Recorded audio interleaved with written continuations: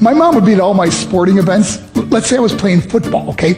My mother would be on the sidelines, and if the play on the field started going one way, my mother would run along like, Mark, get him, get him. I'd be like, oh my gosh. I'd get in the huddle with the other guys. They go, Mark, is that your mother? I go, no, I never saw her before in my life. The greatest gift my mother ever gave me, she believed in me.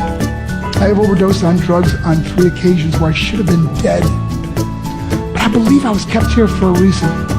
You show me your friends, I will show you your future. How do I know this? I hung out with losers, and I became the biggest loser of them all because I gave up everything I dreamt about as a little boy because of who I chose to surround myself with. My friends would drive me home at 2, 3, 4 in the morning. We'd be drunk and high, laughing in the car. We'd pull up in front of my house in New York. They go, Mark, the light's on. I go, oh man, my mother's up.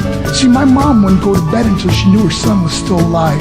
I'd walk in, she'd say, hi Mark, how was your night? I go, it was good, Mom, let's go to bed. She goes, can I talk to you for a minute? I go, Mom, I'm tired, I'm just gonna go to bed. She goes, Mark, I haven't seen you all day and all night. Can I please talk to you? I said, man, just leave me alone. You bug me. I'd slam my bedroom door on the one person who believed in me.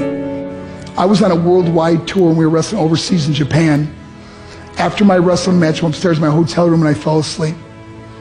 There was a knock at my door at 3 o'clock in the morning. I got out of bed, I looked through the safety window and I could see it was a Japanese promoter.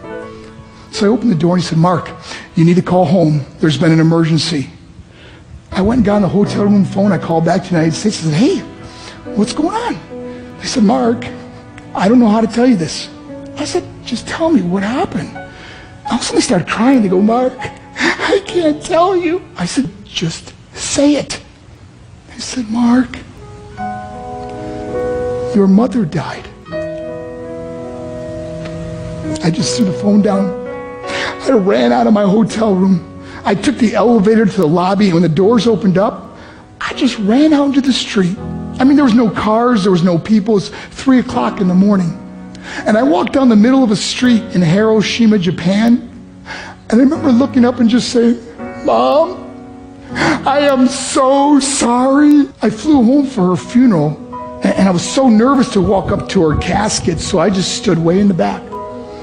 And I kept looking from a distance. I kept thinking to myself, Mom, please wake up. Please get up. And then I finally got the nerve to walk up to her. And as I got closer, I could see my mom for the first time. I mean, she was so beautiful. She was dressed in white. I mean, she looked like an angel. And I just stood over and I said, Mom, you are my hero. Everything I am, everything I hope to be was because of you. You loved me so much, you gave me a life.